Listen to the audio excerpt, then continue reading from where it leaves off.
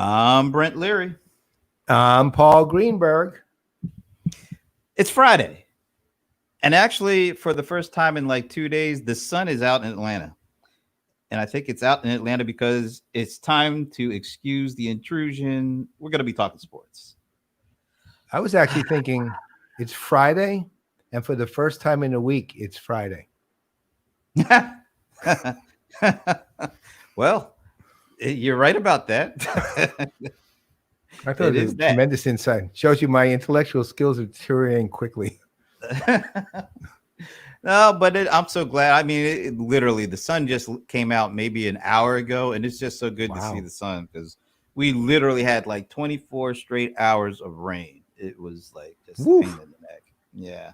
Yeah, so we just got sprinklings here and there. Sprinkling, nothing much. So it's Friday, and this is like we'll call this a freestyle Friday because we have no guests, and we really don't have anything particular to line up, to talk about. Although I do have something I want to talk to you about. I want to ask you, and if there's anybody out there who wants to participate, we will let you participate because I think it's one that's got me fired up a bit. But something else that's got you fired up a bit is the Yanks. Yeah, well, as you can remember, about a couple of weeks ago anyway, I was in despair with the Yankees. They had lost 5 straight. They had lost 15 of their last 20.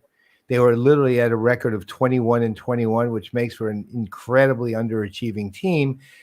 And instead of next man up this year, it was kind of next man down, right? So, and now they're starting to get everybody back. Judge is back, Stanton is back, and as a result of that and a few other things, they've won 8 straight now.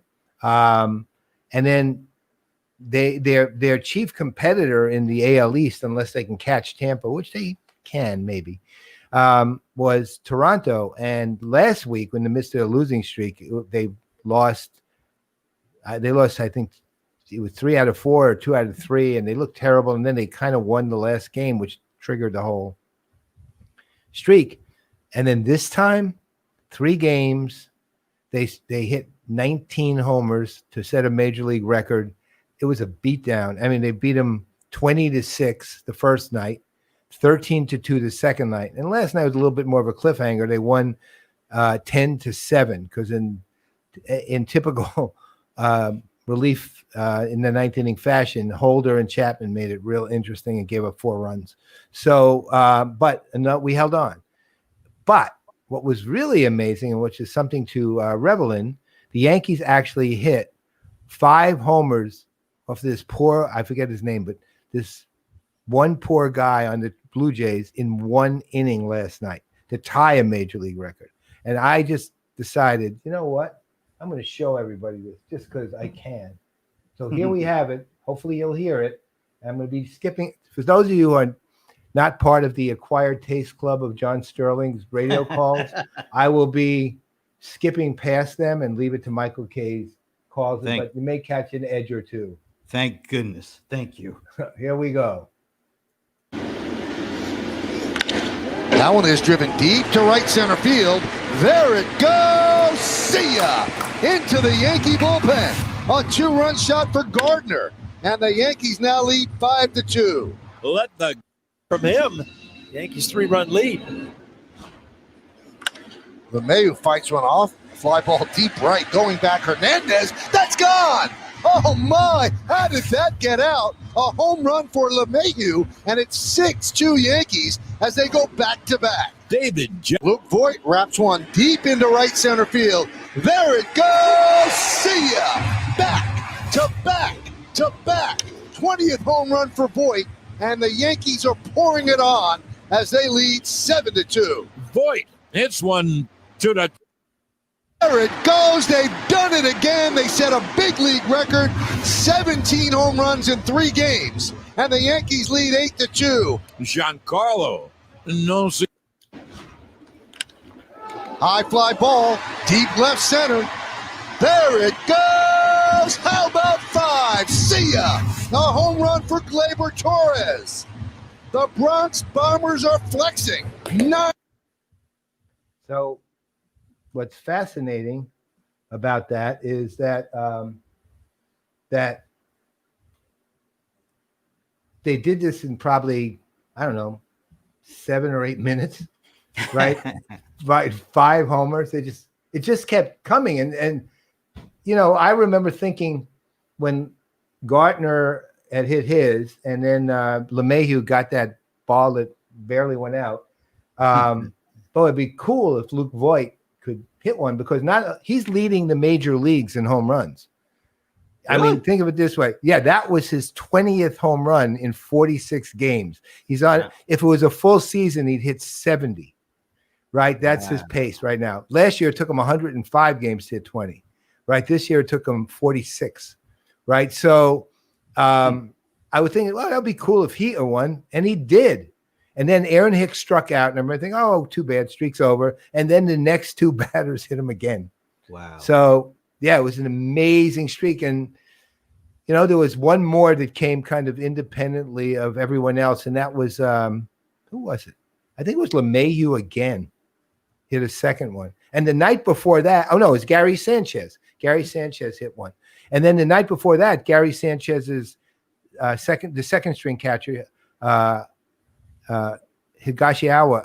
What's his name? Higashiaga. I can't even remember his name.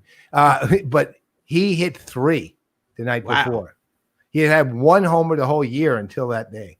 I mean, this thing was just like, it was a bloodbath when it came to it. I felt, I don't often feel sorry for the other team. I actually felt sorry for Toronto this series. Now, we're going to their stadium next week. Right. So we'll see how that goes there. But I needed to show it. That's all I can say. I just needed people to see it. All right. So I got something that happened last night, and it was one of your old faves from when he was playing with the Giants, but he was in the feature game last night. The Battle of Ohio was between the Bengals and the Browns. And I mean, if you want to, it's battle, I guess is kind of a word to say. Anyway, there was one, the Browns won. It was actually a pretty good game, actually. Yeah, I thought so too. I saw some of it.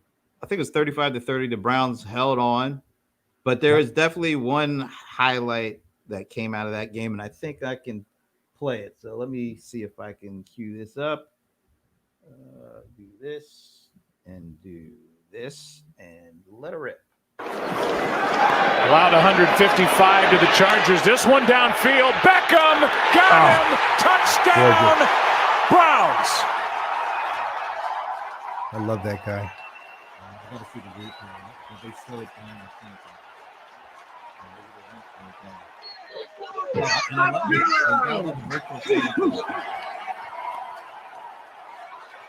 That was one heck of a throw right there by Baker Mayfield. He rolls out to his left, and to be able to set his feet, the double move on the outside creates the separation, and he's by him by 4 steps. Nice. And now it's a matter of whether or not Baker can load up and get it out there far enough before the catch up, and that's all right.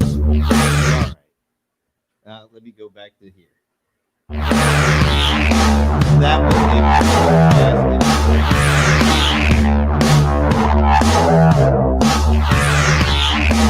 there. All right, I think I got there it is.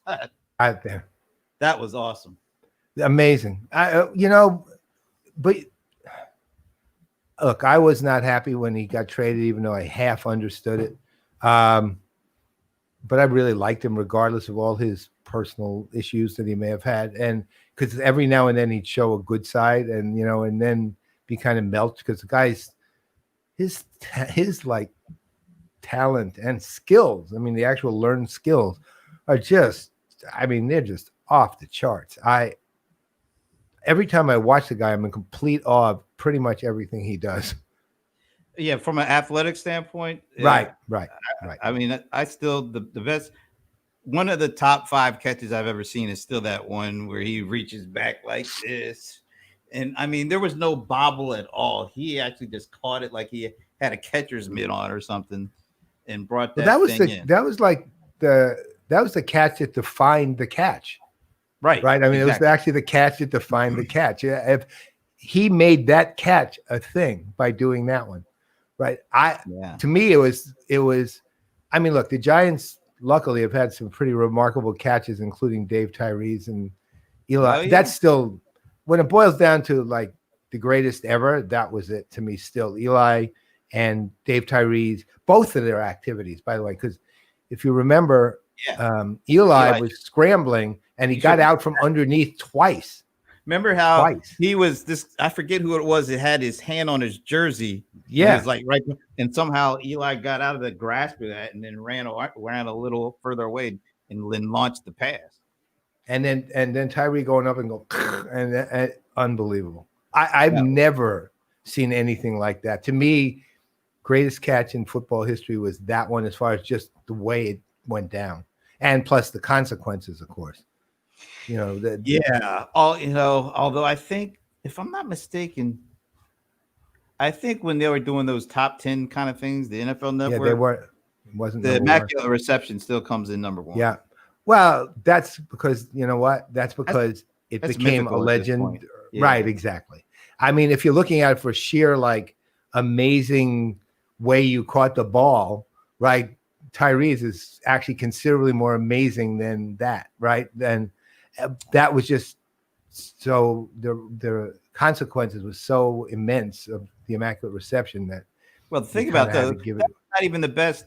Technically, not even the best catch in Steelers history, because remember the catch that Santonio Holmes made in I think it was the Super Bowl, right? Kind of close to the. I think it was the one right after. I think it was 2008. That was right after 2007. Yeah. Santonio Holmes made that one unbelievable catch where I don't even know how he kept his feet in. It was just ridiculous. Yeah. That was an awesome catch. And the other thing about the Immaculate Reception, most people don't remember, that was 1972. That was not the year that the Steelers won a Super Bowl. That didn't happen. They didn't win their first Super Bowl until 74. That's right. And they won in 74 and 75, and then they did it in 78 and 79. But 72, they beat the Raiders in that game, but they lost to the Dolphins, who went up. That's right. The perfect season. The perfect season. So as good as the Immaculate Reception is, it didn't lead to, like when you think of the catch, that was, Joe Montana against the Cowboys and Dwight Clark. That actually led to them winning the Super Bowl that year. But Immaculate Reception did not lead to the Steelers winning a Super Bowl. You're right, and the Tyree Manning one wasn't the catch that won the Super Bowl, but if they hadn't made that catch, they wouldn't have won the Super Bowl. Exactly. It was because wasn't that a fourth down play? Yes, and it was fourth and long. I mean, very long, like 23, I think, something like that. It was really long, but they don't. That to me, I think was that the same game that what's his name? Giant receiver who shot himself in the foot. Plaxico Burress. Plaxico Burress also made a great catch, but it was a touchdown. It was a touchdown catch. He was the one who made the catch that won the game was his. Right. But without Tyree, that didn't happen. I mean, we didn't get that far. No, not at all. And I mean that, and that the two highlights of my football life, watching life, were that Super Bowl and the Super Bowl, of course, where we beat the Patriots again. Oh yeah. Well, I had a good time. I will tell you if I'm looking, I'd say the Tyree, Plaxico Burress, Eli Super Bowl was the most exciting. But the one that came the closest to that was the Super Bowl where we beat the Cowboys. I mean, not Cowboys, the Bills by a bad field goal on the part of the Bills, right? And that game was what, 1980? That was 1990. 1990. Yeah. 86 was the Denver Broncos. Which that's when you crushed it. When you think about those 3 out of the 4 Super Bowls, you guys weren't supposed to win. Right. I mean, the Giants play well there. They just don't seem to be playing well anywhere else. Right. I mean, well, I have one stat which was sort of disturbing. I was watching a game on Monday where I see some hope actually for the team. Was that the Giants have the worst record in the NFL for the last 4 years. Wow. Yeah. I mean, worse than the Washington Football Club. I mean, worse than the Jets? Oh Yeah. my gosh, that's wow. Who would have thought Worst in the that? NFL.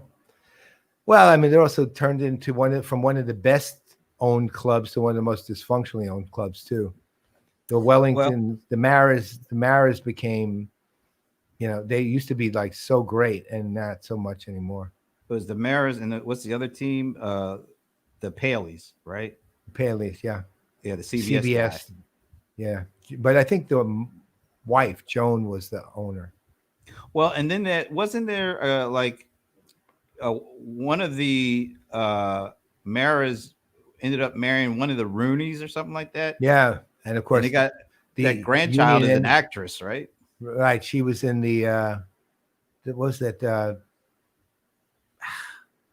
Wallander, the Norwegian mystery writer series. Oh. Yeah, she was the star. Actually, she was the gothic, lead in. What's the name of that? I read every one of the books too. They were really good. The word dragons in it. Dungeons and Dragons? No, God, no. But Enter the Dragon? Rooney Mara was actually the star of the one that was the biggest hit. That's her name, right? Rooney Mara. Rooney Mara, yeah, that's it. Rooney Mara. Well, you don't have to wonder where her lineage is. The girl with the dragon tattoo. That's it. Oh, she was the girl with the dragon tattoo. She was the star. Oh, cool. And, yeah, I had to look it up. She was cool. I mean, she's very good actually. And that was also of that series of movies, that was the best movie of the lot. So the other ones were. I remember her in that movie Shooter with Marky Mark and the Funky Bunch. Well, the Funky Bunch wasn't really in it. It was just Marky Mark. No. But you mean Mark Wahlberg? He'll always be Marky Mark to me. I'm sorry. Yeah, but you got, I got to give him some credit, man. He's actually a pretty decent actor. He really I is. like him when he's not trying to be serious. Like he's in a funny role. That's good. He's a great comic actor. He actually really stays up there with the movies he does with Will Ferrell. Yeah. That are just funny. He's really funny. I mean, funny is this supposedly confident but utterly clueless dad, right? Right. That stuff is funny. When he's trying to be like a action hero, he gets along, but you're right. Yeah. When he's got comic chops, and he's actually, I like him in all those movies, and I would watch any Mark Wahlberg movie where he is funny. Yeah, when he's funny. Yeah. Or when he was doing the Ted, that was funny.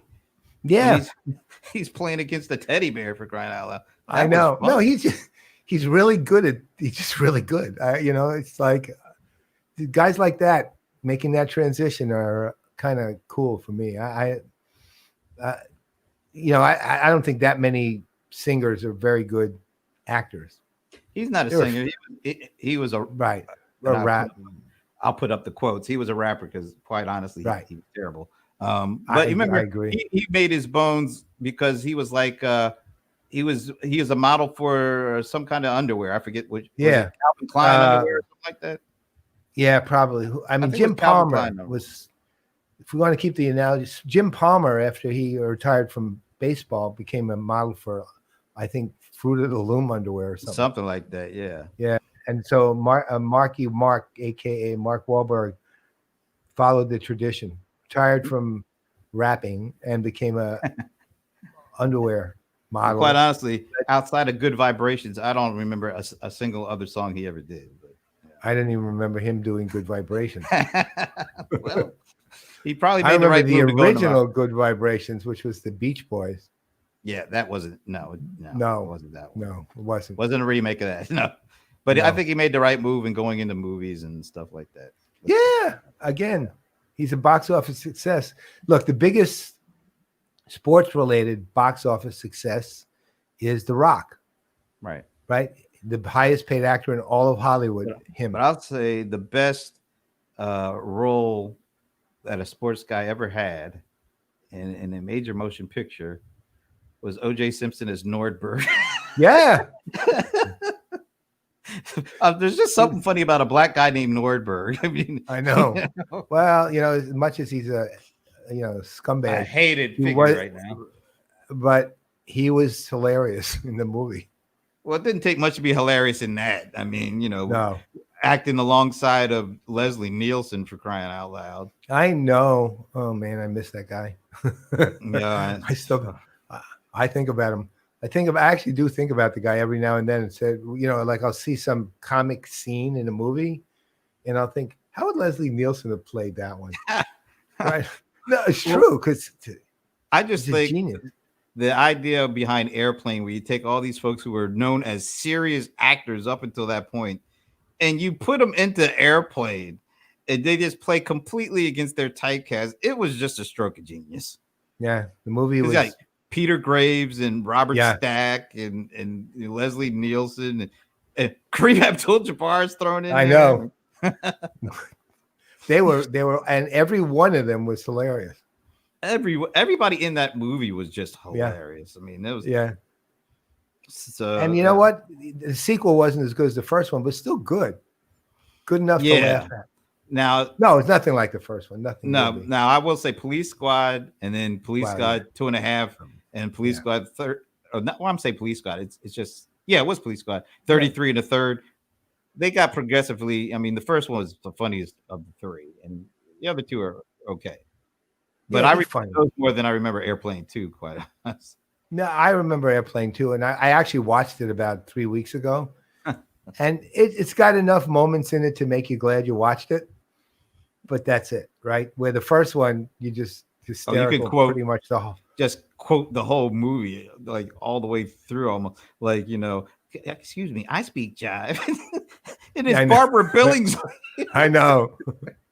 I mean, even that Barbara Billingsley's in there speaking jive for crying out loud. I mean, I know that's the mom, man. That's I mom. know.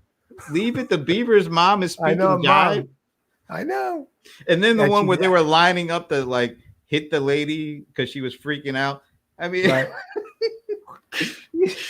was so fun. I mean, that one dude, he literally slapped. I thought her face was gonna come off the way he slapped that lady. And then they show the pan back to the guys. People are in line. They got like blow torches and bats and all sorts of things. Oh man, that's such a funny. I just remember now. I have this image in my head, which is going to last the whole night of Barbara Billingsley saying like "jive turkey." You won't have none. You won't be none. I was like, "What is this, Barbara Billingsley? That is, he can't hang." Yeah, that was just so funny. I don't even know how that fits into what we were talking about with sports, but I don't care. It doesn't make any difference. It's a freewheeling Friday. The entertainment culture. Yeah. Although I do want to point out one thing. I am wearing another new. Whoa. This is what I want to be a little upscale, and go beyond the regular, jersey. You could literally be out playing golf in that outfit. I really could. I mean, yes, maybe the hat, the shirt. Yeah, right. I have it all. It's all matching, and it's. I know. I'm telling you, man. You're a member of somebody's country club with that outfit on. And eventually, we're working on a guest that I might as well. I think I just sign over about half of my money to, like, every month.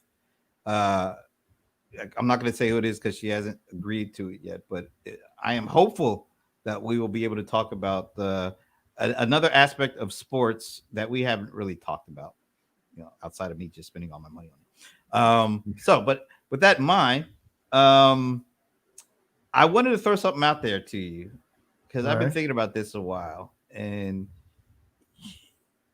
it could be anybody from, when you were a kid, and that's really where I kind of pick up on this. Give me I don't know if you could do one, but maybe give me like a top 5 of the people in sports that you've hated the most, who you felt have done you in, who have robbed you of championships, or you just hate for whatever reason. They just irritate you. Everybody has a list of this. So give me some of yours. I don't know if you have a top 5 or not, or even if you have a 1. But who are there? People are there? Do you have 5, or do you have even a single solitary one who stands above them all when it comes to just sheer hate? And it could be somebody you hated as a kid or as a young person, but as you've grown up, you realize, you know what, this person isn't all that bad after all. See, here's the thing. I have certain people who drive me crazy, but I don't hate them. Like, Big Papi used to drive me crazy because he could beat the Yankees all the time, and he beat them. So I hated seeing him up, but I kind of liked him, right? Because he's actually a funny guy, and he's also a decent person at a lot of levels. And so I never hated the guy, but I hated the fact that he would get him to the plate and beat us. And I hated most of what I hated. Look, when it boils down to it, the one person I probably have, I'll call it despised, hate's probably giving him way too much credit, would be Belichick, right? Really. I despise the guy. I don't like, and most with me, it's not like they beat me doing this or that. You beat them twice. Yeah. I just hate the person. I just really dislike the person. He is not a nice person. He does anything to win at the expense of ethics and morals and anything related to that, and I don't like him. I don't like Tom Brady because he's an egotist, right? I mean, mostly it's because of personality that I end up feeling that they grate on me as a result of that. I don't like them. It's not like, because, I mean, as far as it goes with the Yankees, we've won so many times that when people beat us, they beat us. I mean, I don't like the Astros of 2017, right? The whole team, right? I don't like anybody on that team because they're liar. They lie, right? They cover up. And so I'm not enamored of the team. Is there any one player on the Astros I dislike? No. We got one of them. Garrett Cole is one of us now, right? He's but like the best one. Yeah, he was a little shaky part of the year, but he's now back to his normal, lights out. And so it's more like that. When I was little, that's a really good question. Because, I mean, there was nobody on the Dodgers I disliked at all. I actually liked most of them. I liked Willie Mays, even though I thought Mickey Mantle was better, even though in retrospect he probably wasn't. But I wonder why that way. But again, just wondering. The Patriots as a team, I don't like the idea. I don't even like the idea of the team, right? I wish they'd go away, right? They should just go away. Now, but here's the thing. You'd think I would hate the Red Sox, but I don't. I never did. I've never hated the Red Sox. Well, I have a theory on why you didn't. Because you guys are winning. I mean, you usually don't worry about teams you beat that, over and over again. Yeah, and you know what? When they pulled off their little miracle in 2004, honestly, I remember how I looked at it in 2004. It was our fault, man. We blew that as much as they won it, right? So good for them, right? Because they took advantage of us being terrible at the end. We did a lot of things wrong, and they took advantage of it. Same way when Luis Gonzalez hit that stupid little flare that Mariano threw him. It's not like I hated Luis Gonzalez. That was like sheer luck, right? It was like if Jeter had literally been about a foot in another direction, we won that World Series. So, and it wasn't like anyone powdered Mariano. He barely hit it. Right? He's like, he swung under it and it went up and happened to drop over. That's what I'm saying. It's like, so I don't have anybody. I know you have a few though. So who are they? Yeah. I mean, we'll take it back to early days when I was just getting into football and how often my year was ruined because of folks like, well, I didn't like Fran Tarkenton at all. He could never catch him. He would run around there, ducking and diving and extending the play and then, heave something. And that just pissed me off whenever he would complete a pass after like running around for 30 minutes. And we should have got them. And we should have beaten those guys so many times where they did. I didn't like Chuck Foreman. I didn't like Bud Grant, because they always beat us. His facial expression never changed, but I just hated him because they'd always beat us. I could not stand Tom Landry. I hated Roger Staubach. Pretty much every Cowboy I couldn't stand in there, and except for Tony Dorsett. I did kind of like Tony Dorsett, but other than that, I couldn't stand them. Now, when it comes to baseball, in the early days of me being a Phillies fan when I was a kid, and the Phillies would have these great teams in the 70s. I mean, they had great teams. And then they would end up playing the Dodgers in the NLCS, and they would lose to the Dodgers, and it was just irritate. I hated seeing Tommy Lasorda running around. I didn't like that Steve Garvey. I couldn't stand him. I couldn't stand Ron Say, that penguin kind of walking he did. I won't tell his daughter. Oh, you know Ron Say's daughter? Well, we're friends on Facebook.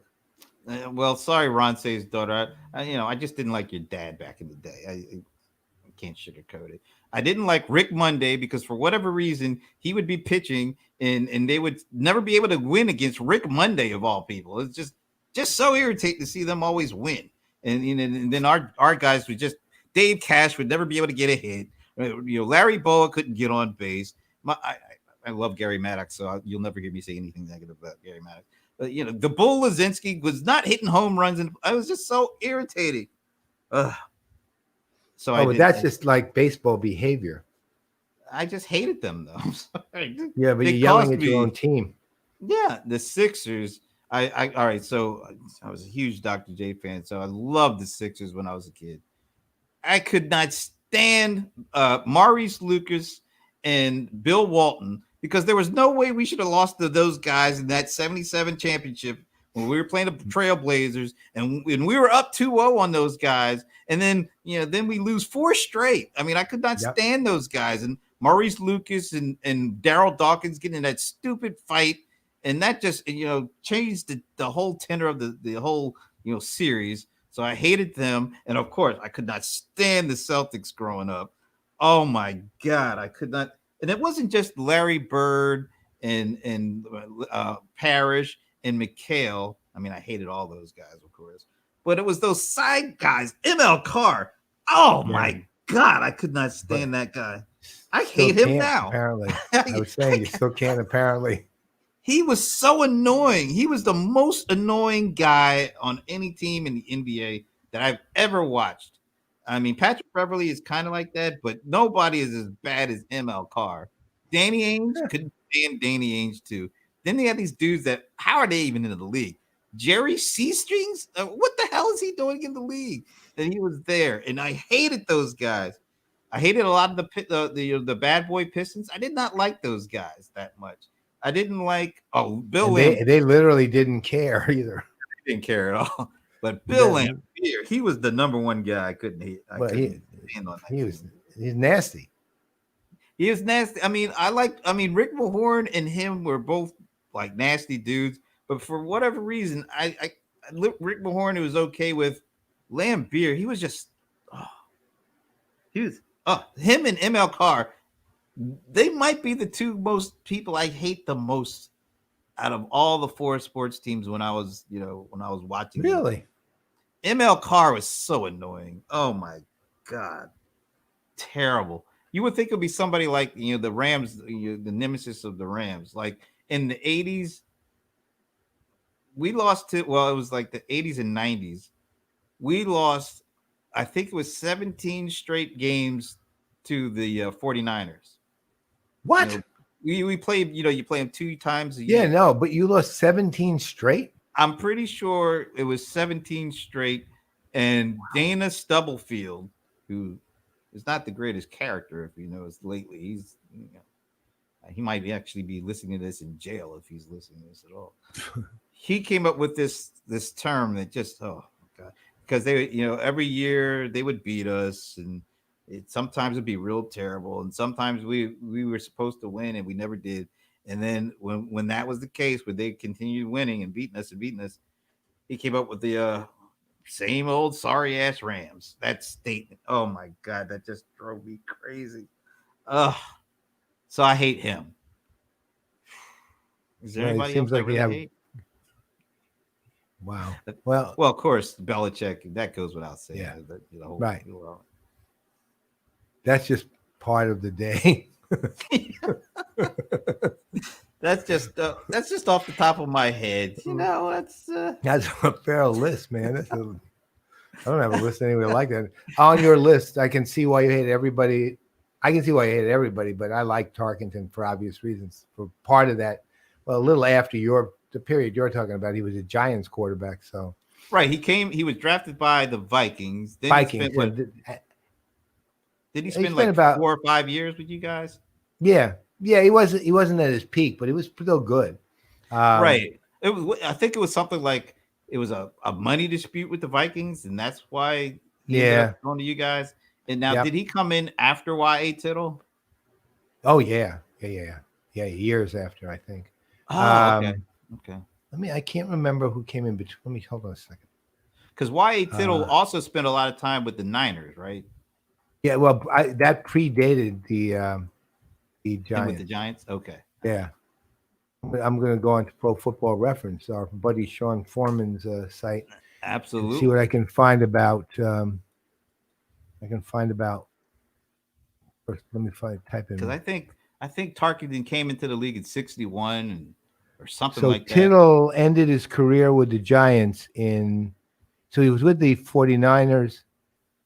He's actually with the Colts from 48, 49, and 50. I think that's the Colts. BC, yeah, Baltimore Colts.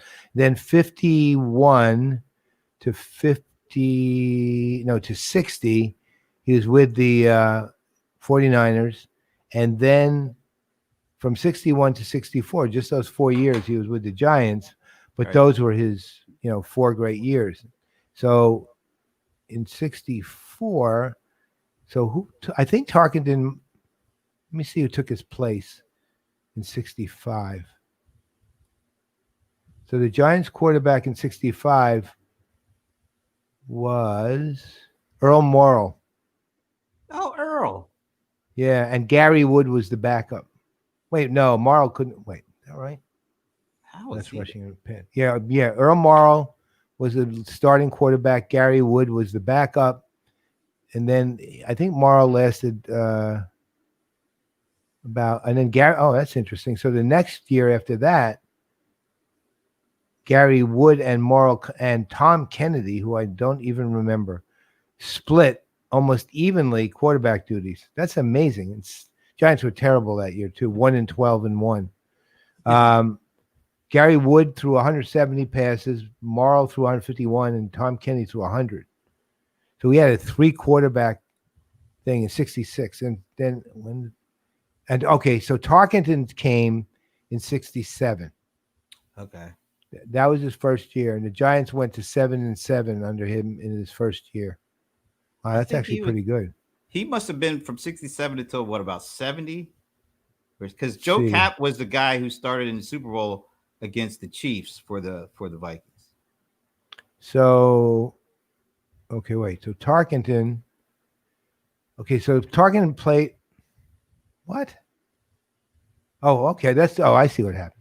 So Tarkenton played for the Vikings from 61 to 66. Right. Then he played for the Giants through 69. Then he through 71. Then he went back to the Vikings for 72 to 78, and then he retired. Yeah, that makes I knew he started with the Vikings in 61 and then retired in 78. But I knew he went to the Giants, and I knew he was not the Vikings quarterback in the game against the Chiefs. They got Super Bowl 4, which was I think 70 or 71-1.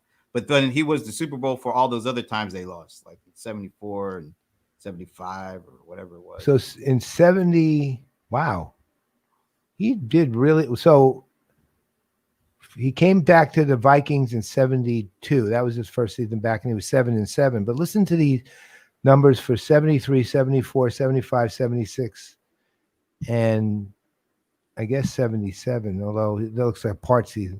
12-2, 9-4, 12-2, 10-2-1, 6-3, 8-7-1. I guess he was injured one of those at 77, but those numbers are off the charts. They're great. Well, think about this though. You always gotta factor in. They were playing in Metropolitan Stadium half those games, and the temperature in that stadium when it got well into the winter was like 30 degrees below zero. Nobody could beat those guys.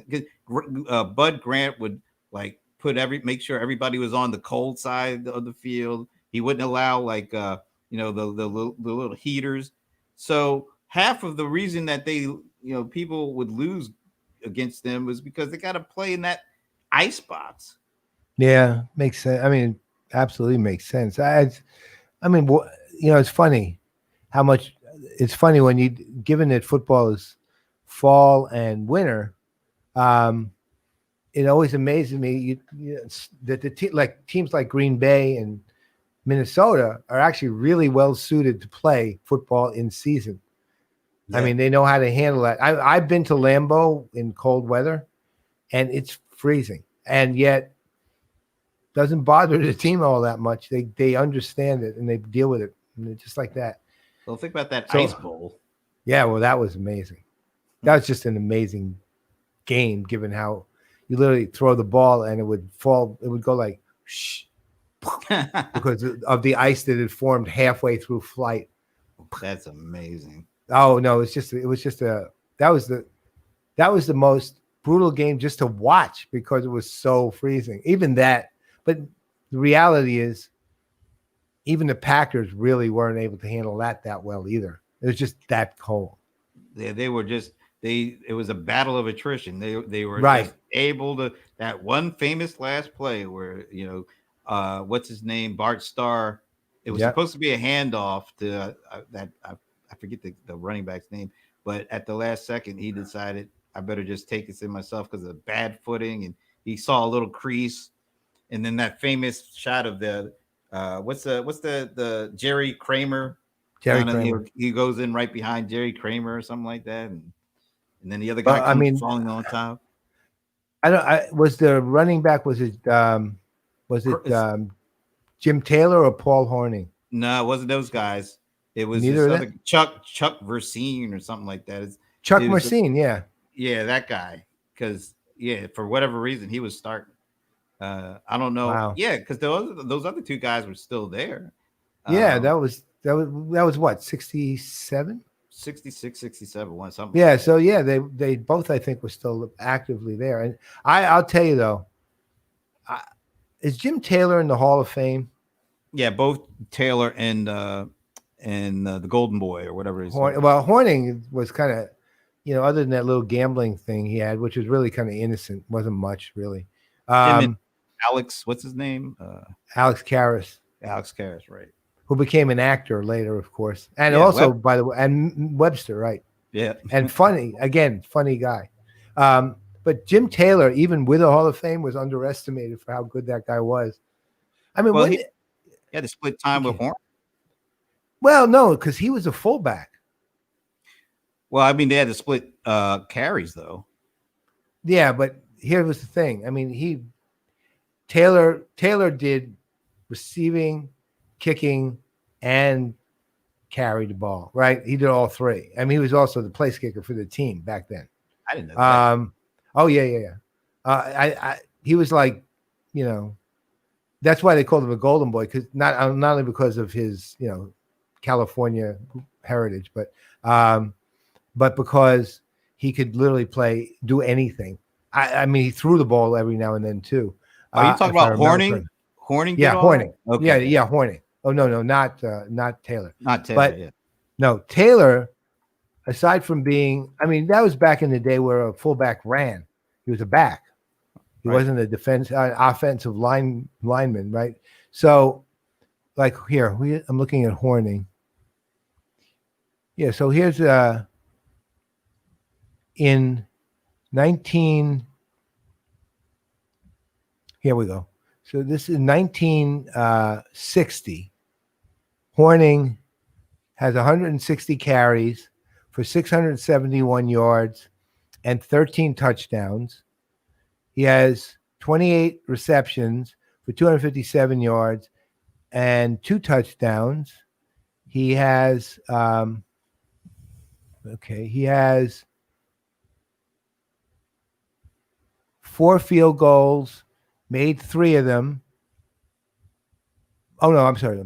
He has 28 field goals, made 15 of them for 41 points with a long of 47. He has 41 extra points. This is all the same year. He threw 16 passes, 2 touchdowns, and ran back. No, that was in 58. I guess he stopped running back. Oh, God, man.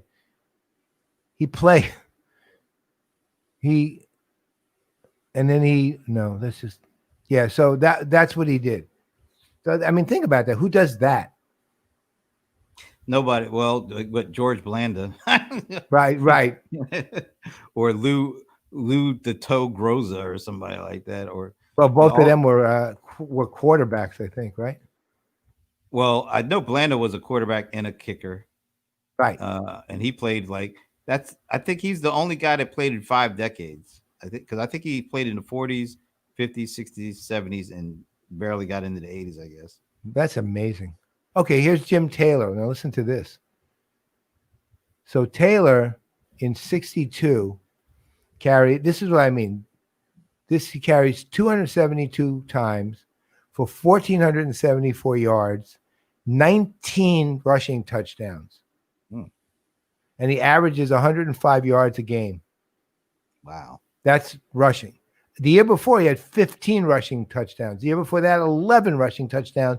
And from 1960 to 1964, he had 1,100 yards, 1,300 yards, 1,474, 1,000 yards, 1,150 yards.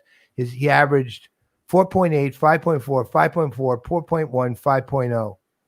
And he had 4 of those 5 years, he had at least 10 he had 11 rushing touchdowns, 11, 15, 19, 9, 12. Yeah, he was a stud. Yeah, like a real stud. And the thing about him, which I remember this vividly from watching the guy when I got a chance, because I loved Packer Giants games back then. They were epic, right? And we had Alex Webster, who was actually pretty damn good too, but not Jim Taylor. But Taylor was one of the few fullbacks. Most of the fullbacks, and even little guys like Dick Bass, and who was a fullback, right? And John Henry Johnson on the Steelers. The $1 million. They were, they were like up the middle, right? Though they were up the middle, man. They were hard hitting. They broke through lines. That's what they did. Taylor could go outside too. Only fullback of the era I can remember who could go outside and break away for a long run. Was I guess Jim Brown? He wasn't considered a fullback. No, well, I mean, but he did all that stuff. No, Jim Brown was. If I'm picking the greatest of all time, it's not Tom Brady, right? It's Jim Brown. It's Jim period. Brown. Yeah. Period. That guy was a magician at every level. And I wonder. I think they said he led the league in rushing 8 out of his 9 years, even his last year. I still remember how much better he made Ernie Green. Oh, Ernie Green. Yeah. It was Brown and Green were a backfield, which was very funny. Okay, so here are Jim Brown's numbers from 57 to 65. And 62, he was injured. So he, even though he played every game, he only carried 230 times. But I remember him being injured. I actually remember because the Yankees, the Giants could beat the Browns that once in a while. So first year, 942, 1527, 1329, 1257, 1408, 996, 1863, 1446, 1544. And then touchdowns were 9, 17, 14, 9, 8, 13, 12, 7, 17. His last year, he scored 17 rushing touchdowns on 1,544 yards and caught 34 passes and had 4 more touchdowns that way. So that was his last year. He's running over 65. $1,500. I mean, that guy's amazing. And he probably would have run 9 out of 9 years if he wasn't hurt. I mean, that's unheard of. Guy was nobody will ever come close to doing that again. So the year that 63, the year where he rushed for 1,863 yards and had 12 touchdowns, his average per carry was 6.4 for the year. And the funny thing was Ernie Green in the backfield, if I remember correctly, I don't have him up here, but if I remember correctly, Ernie Green averaged like 6. But that's mostly because everyone's concentrating on Jim Brown. Right. So Ernie Green was actually a solid runner, right? So he took he was enough of a threat to make let's say a defensive lineman look another direction at him, and then Jim Brown could take advantage of that. They were actually a good duo. I used to watch them play. Just think, they drafted Ernie Davis too. Yeah, may he rest in peace, man. Wow. Those Browns were different Browns, and I mean, well, those Browns were like, they were. I mean, the best Browns were the '40s, mid '40s to mid '50s Browns. I mean, yeah, or maybe mid to late '50s, but with automatic Otto and those dudes. Marion Motley, Dub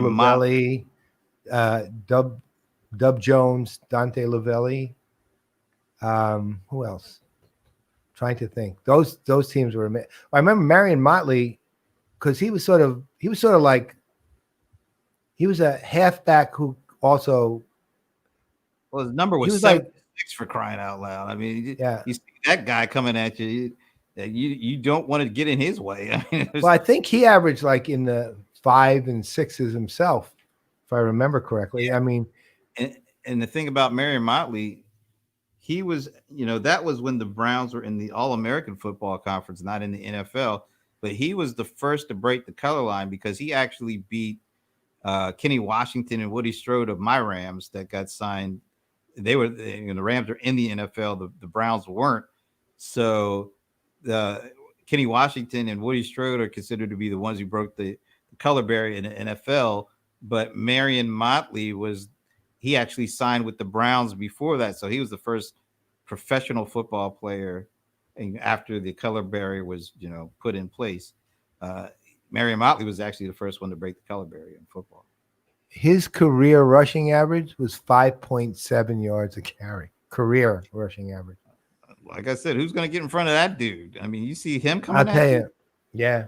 Well, Otto Graham to me too was, I obviously have double connection to him because of Northwestern. He's greatest football player to come out of the Northwestern ever, without a doubt. And just an amazing quarterback. I mean, I still remember the thing about Otto Graham.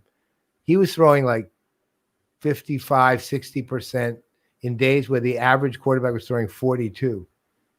Well, that was Paul Brown's system too. I mean, Paul Brown was the only reason I have Bill Walsh as a bigger innovator. You got to give credit to Paul Brown for that too, because that's where Bill Walsh, earned his stripes under Paul Brown when he was at the Bengals. But Paul Brown was probably the most innovative outside of Walsh of all. Well, maybe you got to give him his props. Maybe he's the most, because remember, he was the one that started the running in the plays. He actually was the first guy to try to put a communication system in the helmets. He was the first guy to do the a farm system for the pros, script plays. I mean, the guy was so far ahead of everybody else. And when you think about all those, I think they won 7 championships in 10 years or something like that. Most of that I think was because of Paul Brown and having the right quarterback to run his system. And I absolutely agree with you. Look, Paul Brown, well, let's say minimally, we'll call him the original innovator. Yeah, right? He was the original innovator. You got it. He gets credit for Bill Walsh, because Bill did learn, on the tree of Paul Brown when he was at the Bengals after he got fired by Art. What's his face? Art Modell. Art Modell, right? Yeah. Yeah. That was a douche. He's a douche. So here's the thing. So Otto Graham, I just looked it up. In 1953, Otto Graham's completion percentage was 64.7. It's 53. The average for the league was 45. Yeah, and now that I've said all these glowing things about the Browns, I hate the Browns too, because they beat us in the 1950 championship game. And I hate the Eagles more too, because they beat us in the 1949 championship game. Well, of course, the good news is you weren't there to see either of those. But I was so young. I wasn't there to see one of them, and the other one I was too young to care. And the other good news is you can get your revenge hopefully this Sunday. Well, we got the Eagles. Exactly. We're going to the link, as they call it. So yeah, we'll see. I don't know. I have no expectations for this season. When Other I than go that, you have a gorgeous stadium. Holy God! SoFi, yeah, that Oh thing my God! that is That- amazing. That's the greatest looking stadium. I can't say much beyond what it looks like since that's all I got so far, but that might be the most beautiful stadium I've ever seen. Stunning. Yeah, it's that whole complex is pretty amazing. Yeah. Well, You got to give it to Stan. Stan did a good job with that. That's a pilgrimage kind of thing. That one. Hey, too, Kroenke. You saw him at the Nuggets because he owns the Nuggets too. Oh, I didn't realize that. Holy cow! Yeah, so I had no idea. They play the Lakers tonight in the Western Conference Championship Series. So Stan is living the dream right now, man.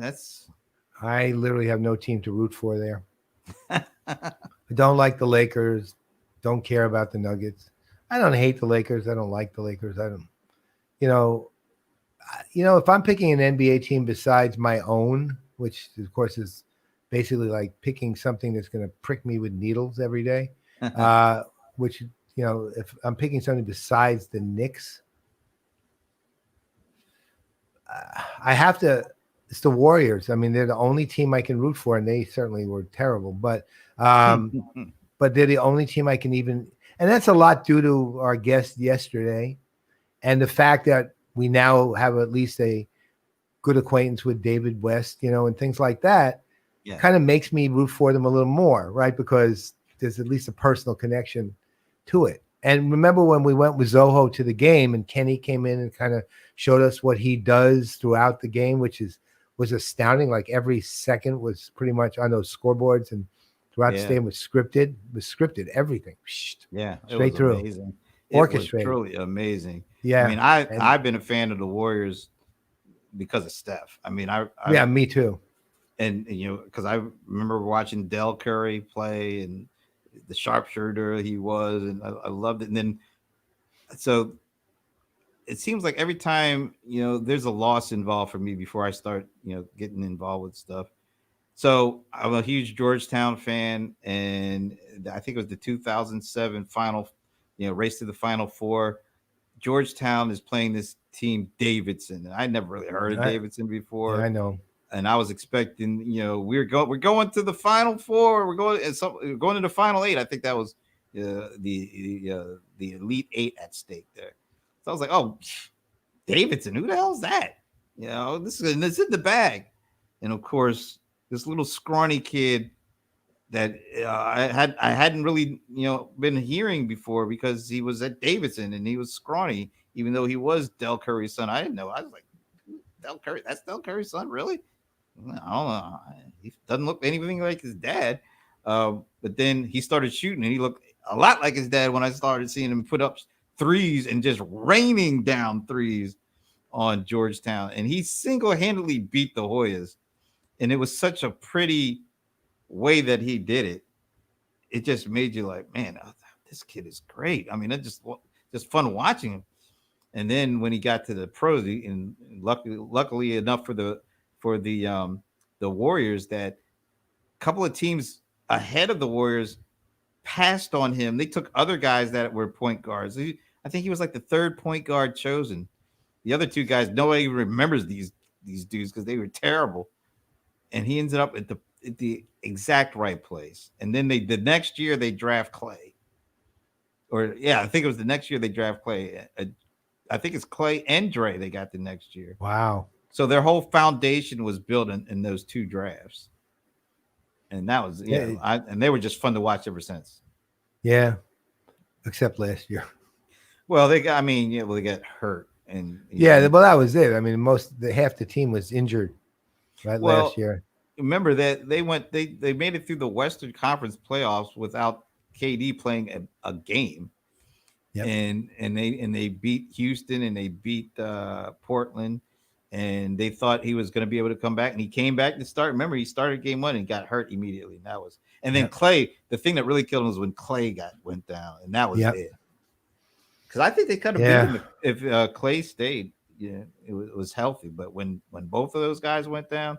Yeah, I mean, there is a limit to you lose 2 major stars. It's pretty much not. I mean, that's a massive loss. So, but this coming year, meaning next year, is another year, and we'll see what happens. Hopefully, it's going to be an actual year as opposed to what happened this year. Are you rooting for either the Lakers or the Nuggets? I think I'll probably pull for the Nuggets because they're the underdogs, and because the Lakers got LeBron and Anthony Davis. They are, but I would not be surprised if the Nuggets pull it out.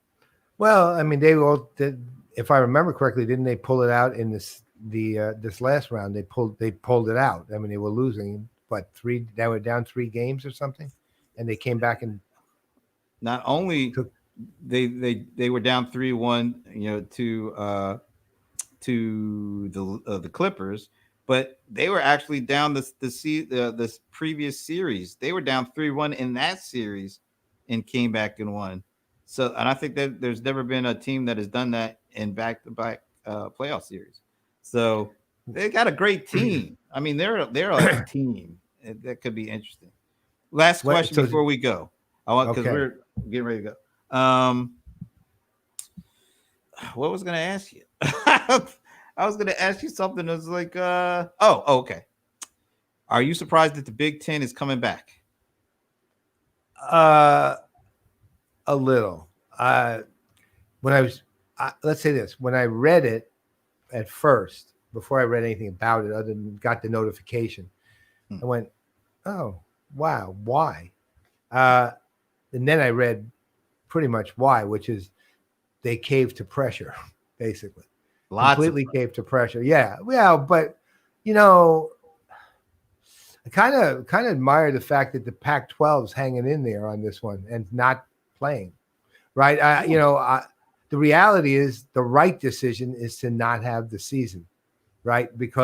Or if you're absolutely going to have one, bubble, bubble, right? Right, a big, tight bubble.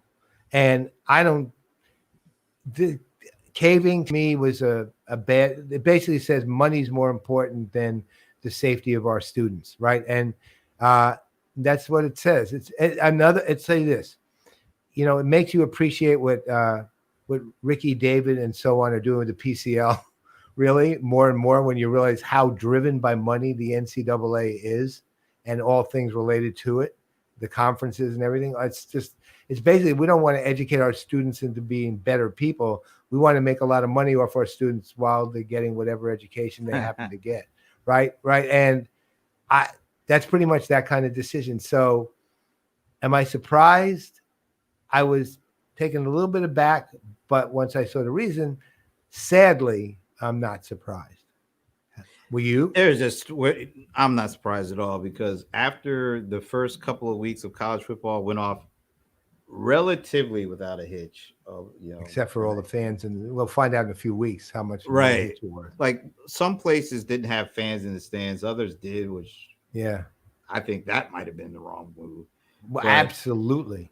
Yeah, but when it went off and there was no immediate negative thing, and when you're seeing people out there playing football and hitting, and that made it even harder for the Big Ten to stay out of it, because I mean they're a football conference first and foremost. You're seeing that what's going on down in the SEC, and they're doing it, and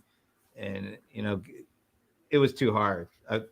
There's too much money at stake. The fans want it. I mean, the fans would go if you'd let them go. I mean, the tailgating would be there, the people. So it was just too much, I think, for them to fight, And then, of course, you got the current resident of 1600 Pennsylvania Avenue trying to, force it, force it, and then try to take credit for it. There's a lot to fight. So One last question to you. Do you know if they're going to allow fans in or not? I didn't see any indication either way. Well, I think there was one game I saw where the capacity was there. I think it was like set to 25% capacity, and they had 16 or 17,000 people in a stadium that could fit like 70 or 80,000. Yeah, I mean, I've seen games that have done that. I'm wondering about the Big Ten, though. Are they going to allow it? I don't know, but I would say if they were smart, they would say, "Hey, look, we're bringing football back, but we're not going to have the fans." Right. I'll go with it. Look, I'd love to see Northwestern playing. I would. I really enjoyed on my Saturdays watching that game.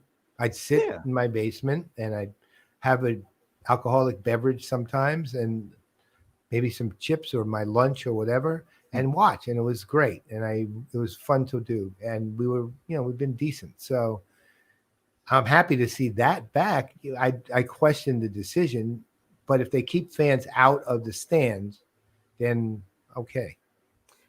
I think that's really the only way you can do it. I mean, I hope so, because you got the only way we'd like to see it happen. Right. And I just want to see. I mean, you do miss out on. It's fun to see the fans going nuts and and singing songs and all that. But I don't know about you, but watching the NFL without fans is fine. You know what? Though once again, the sound crews, they make it sound pretty much like a game. I mean, it doesn't and sound then they that keep much all different.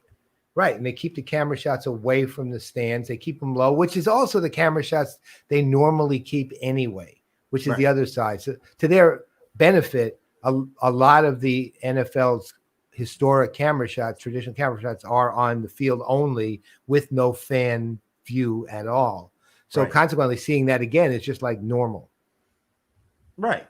So baseball, it's different. Yeah, that one is kind of hard, to cover up. But yeah, the football. Go ahead. Did you see that Microsoft signed a deal with the NFL to do what they're doing with the NBA on the virtual crowds? Good move. Yeah, really good virtual move. crowds has been a great touch, and it's been adopted everywhere. Like I watch America's Got Talent, and what they do. They have a giant wall. I mean, it's giant. Think of it as Universal Studios, a big regular stage with thousands of seats behind, a regular stage though, but where the performers perform. And imagine, again, huge space filled with got to be 2,000-3,000 Zoom images of fans. Wow. Watching the show, of people watching the show. And they were actually watching it. They're even brought into some of the acts, right? Right. Do this. It's amazing. I mean, the innovation around fans and attendees and stuff is phenomenal right now. All right, man, this has been good. It's been like just when you and I are on the phone, because I think we were only two listening. Yeah, well, never know. Yeah, maybe some lurkers out there. There may show be. yourself. Well, we'll take the show to Twitch and see what happens. There it is. Yeah, we'll do that soon. Anyway, I was gonna tease some big news, but I'm gonna hold off on that because, well, you and I already know about it, so we'll just wait till there's actually people.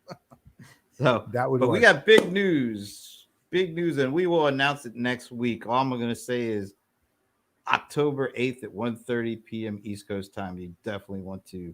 There's one other hint. You could freely. We may announce it on the other show too. Yeah, actually, it doesn't matter. But that's a hint. That's right. And maybe we'll even give the folks who are on the happy hour. Maybe we'll give them the inside news before we go public with it. So that might be a hint. If you're not signed up for the happy hour, you might want to sign up. All right. So we're back. We're at the end of another week, another blurry week, and it's another Blur's Day Friday. Did I lose your sound? Yeah, I'm not hearing you. I guess that means wait, you're muted. How did you mute? Can I unmute you? Oh, I can't unmute guest. Their mic isn't connected. All right. Well, that must be a sign. So I'll just say, on behalf of Paul Greenberg, I'm Brent Leary. We'll be back next week, and Paul's mic will be on. I promise you he'll be. All right. We will see you next week.